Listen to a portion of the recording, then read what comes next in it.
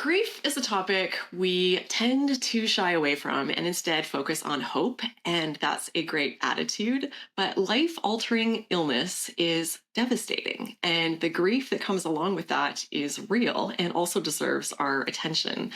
And sometimes we find through that process of loss, it's actually an opportunity to decide what is serving us and what we really want to bring back into our lives once we are recovered.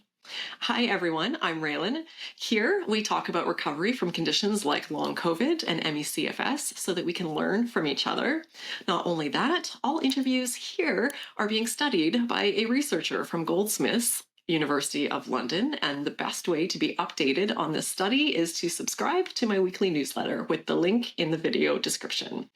Today, I am so excited to welcome Melissa Mansfield over in Brooklyn, New York, a marketing professional and passionate salsa dancer who was living her dream life of traveling the world until she was hit hard by long COVID. Today, she is here to share how she reconciled with grief and loss and how she eventually found her way back to health. Melissa is amazing. You are going to love her and get ready to be ridiculously inspired by her journey. Melissa, so great to have you here today. Thank you so much for doing this. Thank you so much for having me. I actually want to give you a big thank you because I watched a lot of your videos when I was sick, and they were really like a lifeline to me. And I always thought I kind of had this goal or this milestone or like this dream that I would recover someday and I would be able to be one of your guests. And it would be like a sign that I had truly recovered and also that I could contribute to what I think is like a really positive and meaningful thing you're doing. So I'm super excited to be here. Oh, that's incredible. Isn't it just the most amazing thing to have these sort of full circle moments? I'm Yeah. I'm really excited. I did things like this myself, ideas and plans in my head, and I've heard other people say it as well. It's just, yeah, I think it's a really affirming thing. And yeah, very excited that you're here now. Me too. So yeah, let's dive in. Tell us about your journey. So I contracted COVID for the first time in March of 2022, and that was the infection that set off my long COVID. A little like backstory of kind of what led me to that moment. I'm from the East Coast, I'm from New Jersey, but I had lived away for a long time. And I moved back to New York at the end of 2018. And I had kind of one main priority, which was to set myself up in New York as my home base, work, kind of get settled here, but also really dedicate myself to my passion project, which was traveling the world through dance. I had started producing a web series where I had moved to different kind of iconic cities and immersed myself in their dance culture. I had lived in Havana, I had lived in Buenos Aires, and I had recently actually gone back to Havana in January of 2020 to film more episodes there about the folkloric dance in Cuba. So that was very much my focus and my passion in life. And when the pandemic hit, I stayed in New York, and those first 2 years, everything went, for me personally, went on hiatus. And it was also just a very difficult, traumatic period, obviously, for a lot of us. But New York, I think in particular, was very, very difficult.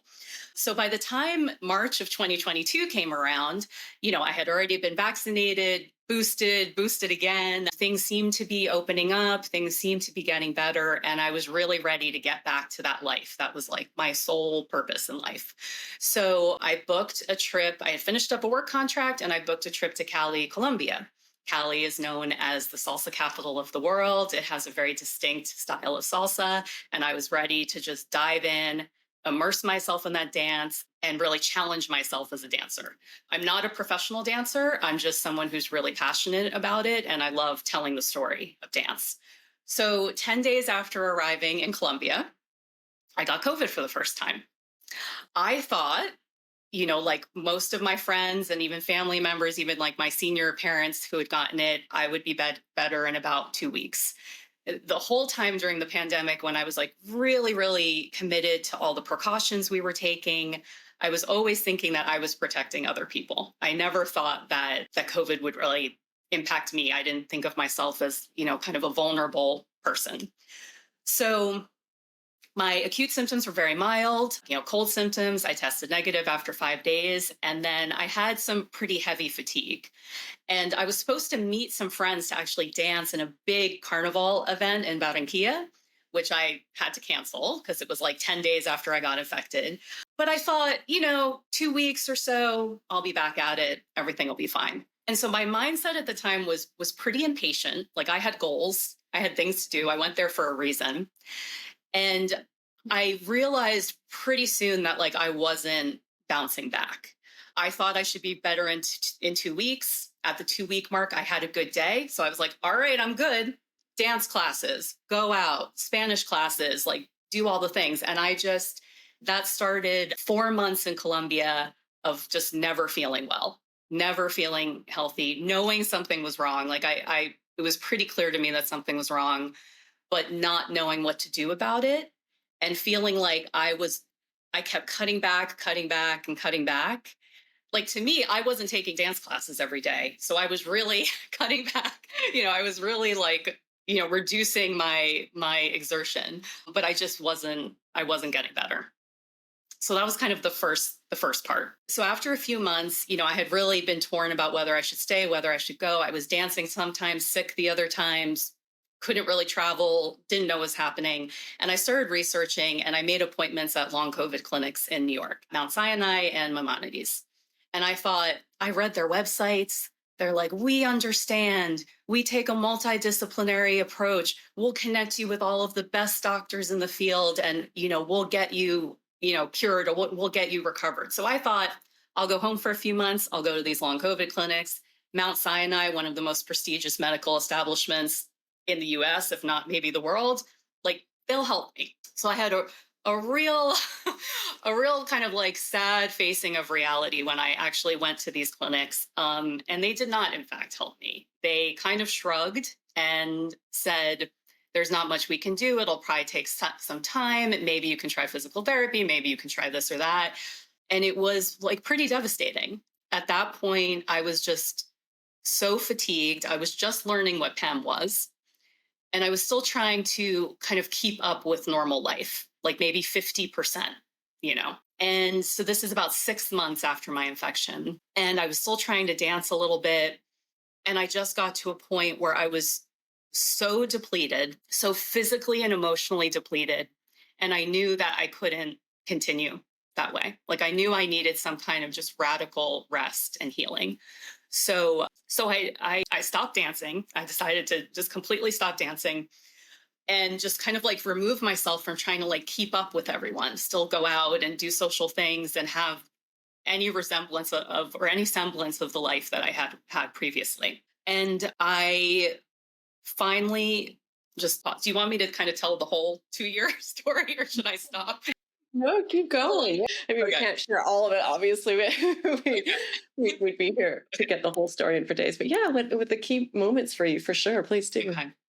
So making that decision, I think, was a real turning point for me. The first 6 months were really a lot. Really, when I look back on it, I think of the first 6 months as this period of grief and heartbreak, of just like my whole identity was I was losing it, and I was losing what my life had been, and I didn't know how to handle it, and I didn't know what to do, and I didn't have a medical team, and it. And I had been so ready to restart my life. Like even during the pandemic, even though I wasn't sick those first 2 years, I had a lot of depression, a lot of anxiety. The isolation really, really affected me.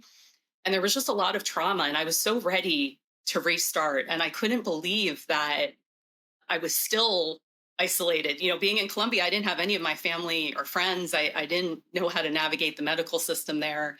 I met some wonderful people, but it was so frightening. When I think back on it, I just think how scared I was and how heartbroken. And by the time that kind of 6 months had passed and I realized I had started connecting with other patients, doing more research, understanding ME/CFS and PEM, post-exertional malaise, I started realizing, like I started coming to a place of acceptance. Like I am sick. This is not going away. I'm not making myself better by trying to still have the life I used to have. I need to I need to change. And that was very difficult, but I also felt like almost a sense of relief when I made that decision. It was such a weight off my shoulders to not try to be this healthy person, this dancer, this productive person, social person. When I couldn't. And so I would say I had about 9 months. It wound up being about 9 months of like that real kind of hibernating, totally changed my life rest period. I did a lot of pacing, which I learned from the MECFS community. I did get connected with some doctors who were committed to helping me. I found them through long COVID patients, not through the typical medical establishment pathways. I went on LDN. I was taking a few other medications and supplements. And I really just focused on being kind to myself, taking care of myself, putting aside ambitions and goals and all of the pressure related to those, and making my recovery and my health and taking care of myself my number one priority. I was able to start working a little bit again, or I was able to start working a year after I got infected. And then a year and I guess about 4 months, so almost a year and a half, not quite, I started noticing like more good days than bad days. I hit a certain dose in my LDN that seemed to kind of help me turn the corner. And I feel like that's when my recovery started, was sort of like the 6 to 9 months of like this whole 2 year process. So yeah, that is kind of the summary of the last 2 years. For people who aren't aware, can you explain a little bit about what LDN is? Yes, I'll do my best. I'm one of those patients that is, you know how some patients almost become like expert doctors and they can explain, they read the research, and like, I'm not one of those. I like get the general gist and then I just go with it. So LDN stands for low dose natroxen. I hope I'm saying it right. And my understanding of it is that, or the theory behind it is that it can help with the full like inflammation that's happening throughout your system, and or like that overreaction of the immune system or nervous system that's happening. This is my understanding of the theory behind it. So I titrated up doses like under a doctor's care very gradually, probably maybe slower than I needed to.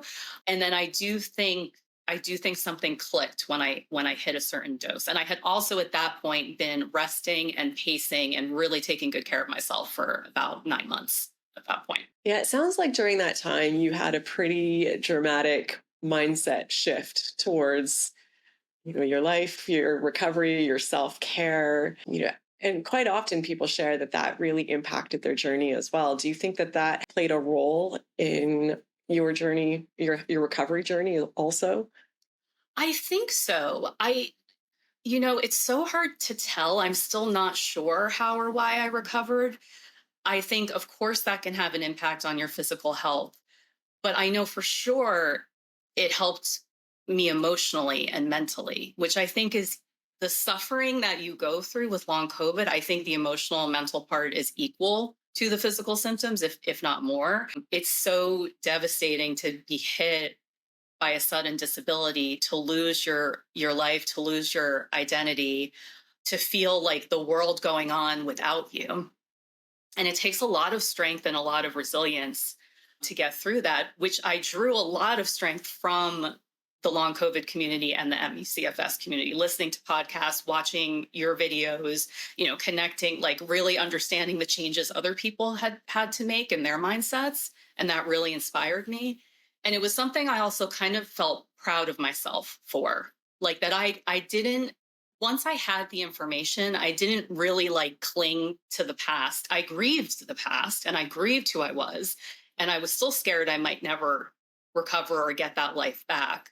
But I was willing to change. I was willing to give up certain things so that I could potentially recover and re-enter the world and kind of have the life that I had dreamed of and had been creating up to that point. So to me, it was an essential part of my recovery, even if I don't know how to exactly connect it to like physical symptoms or the exact kind of medical reasons. You mentioned identity too, which is such a big one. And it's interesting because most people share that when they first become unwell, they lose their identity because we tie ourselves like, who am I? I am my job. I am my hobbies. I am all these things.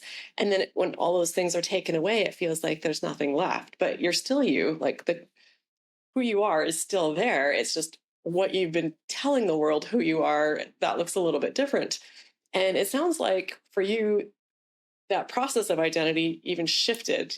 Who you found yourself to be after this is not the same as before. Would you say that that's accurate? Yeah, absolutely. And I think that's something that is a little challenging and maybe surprising or confusing about recovery is I think on some level we know we're not just going to like jump back into all our old life, right?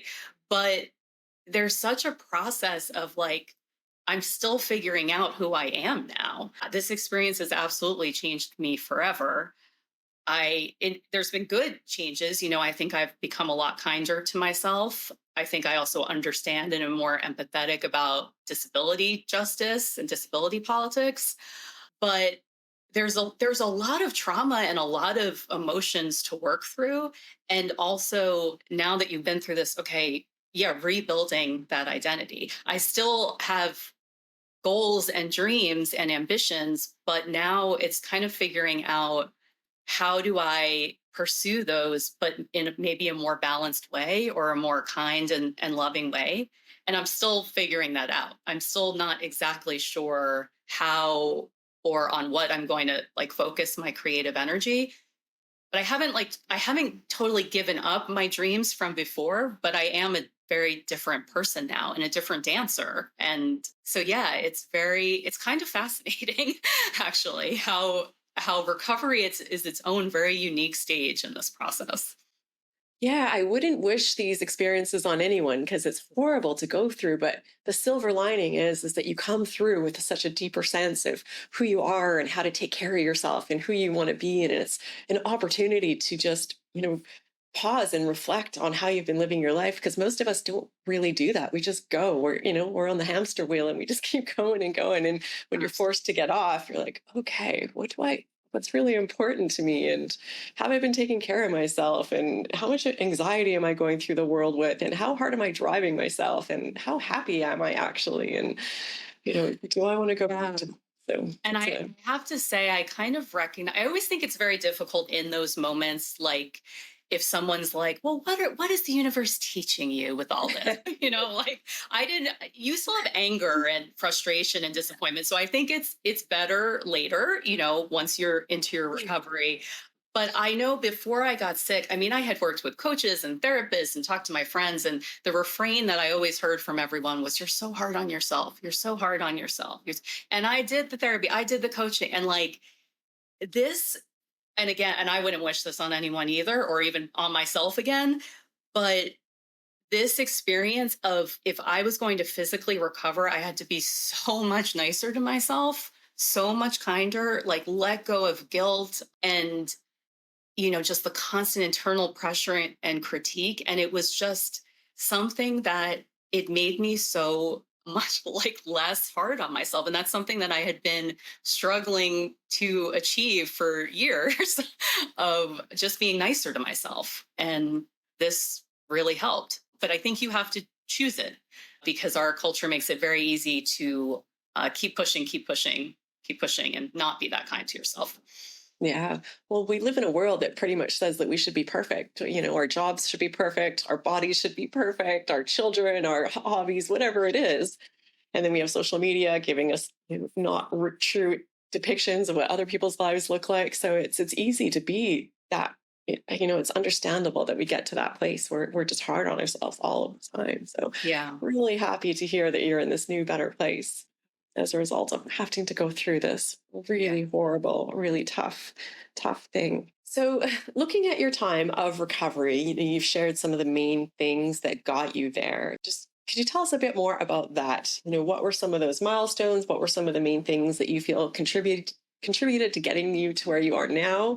And what did that look like? Yeah. So when I was in sort of the radical rest healing phase, I kind of started focusing on like the quieter sides of my personality. And also to sort of deal with the loneliness and isolation, I did a lot of like online writing classes and connected with long COVID community online. I also started fostering cats and doing like crafts and stuff. So I really put all of the like the travel and dance part of me aside. And I kind of had this balanced, well, I think it was balanced mindset of I really am hopeful I'll recover. I'm going to try to do everything I can to recover. If I don't recover, how do I make my life still have moments of joy? Like, how do I still enjoy this life, even if I have to live the rest of my life with physical limitations? And so I went to DC and visited my best friend. This was a year after my initial infection. And we went to see a Bruce Springsteen concert. We had bought the tickets over 6 months before when I was sure I'd be totally cured. I was not cured at that point. I got accommodations at the train station, accommodations at the concert. We had masks. Like I sat down, I only got up during my most favorite songs, and this was kind of proof to me that, yes, it wasn't the life I had been leading or wanted, but I also could still do things and I could still do the things that brought me a lot of joy. Once I started noticing, so a few months later is when the LDN, I hit that kind of mark in the dosage, and I started noticing like I'm like having a lot of good days, like full days where I feel normal. And it started kind of making me think like this might be happening. And so I planned a trip with my best friend to Puerto Rico, for my birthday, and a girls' trip, like a very long weekend. I think it was 5 days. She wound up getting COVID beforehand, couldn't go. So I went, and I had some fatigue, but I didn't really get sick. And it was kind of like a good confidence builder. A month later, we finally got to do the trip together. That was the first time that I danced salsa again. And I could like immediately feel in my body how different it was. Like I knew it felt good. It felt okay. The physical stuff, like I wasn't getting winded. I wasn't feeling like sort of a weakness. And but almost on like spiritual sense or like an emotional sense, I felt like I had been like haunting my life for months. And when I danced again and felt so right, it was like my ghost had like come back into my body. Like I was in corporeal form again. I was a physical, like my full physical being of Melissa again. And it was so joyful and so amazing. I wasn't like reconditioned physically yet, none of that stuff, but like I knew I was getting better. I knew I was coming back. And then several months later, so February of this year, I booked a trip to Havana. And Havana is like my heart, like that is my home as a dancer. Like it is so meaningful to me. And I hadn't been there since before the pandemic, so 4 years. And I went on a 10-day trip and I danced every single night. Like went out every night, took a few classes. I did two, I shouldn't say every night. I did a rest night when I arrived and I did a rest night the week, like a week in. But it was like each night I felt my confidence coming back. I felt like muscle memory and movements coming back. And I just knew it was just like this other proof point that I was better and that the fact that I could go back to Havana and dance every day it was like a miracle. And it had been absolutely, completely inconceivable a year prior, unfathomable. Like I had talked to a friend a year prior about going, and I knew I couldn't even go and do the basic, like walking to get groceries, the basic survival things that I would need to spend some time in Havana, was like, couldn't, incomprehensible, not possible. And so a year later to be there and to reconnect with my teachers and dance, it was incredible. And then there was one other thing. I actually just got back last week from a 34-day trip through Europe that started with a week-long salsa festival in Croatia. I went to Venice, Croatia, Sweden, Barcelona, Lisbon, never got sick. And I actually got COVID 3 weeks before my trip and recovered in time. And I want to shout out to my friend Georgia, who is like my long COVID bestie. We met through the long COVID community, who helped kind of talk me down from the ledge when I got that positive test 3 weeks before my trip, that I would be okay and that I would recover and be able to dance. So it meant so much to me when I was sick, when I would like read or hear about people's recoveries and like someone who'd been a hiker. And then they were like, I'm back, I hiked this mountain or I did this. And that's what I want to share with people. Like I was a dancer. I didn't know if I would ever dance again. And it was like so heartbreaking to me to even think of a life without dancing. And 2 years later, I was able to go to Havana and I was able to like travel and go to a crazy salsa festival and dance till like 5 in the morning and just have my life back. And so, with all that, the other side of recovery that I do want to mention is that even with all of those like confidence builders and like moments of, optimism and positivity, it has been a process to embrace recovery because there's still a lot of fear.